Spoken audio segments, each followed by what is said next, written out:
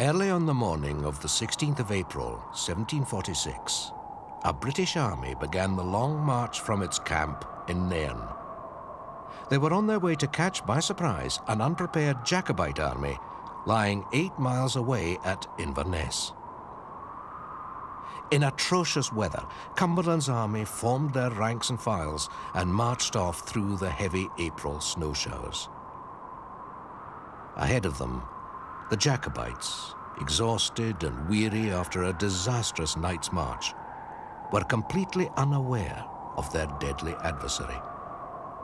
Hungry, tired, and dispirited, the poor clansmen could think only of rest and the faint hope of meager rations.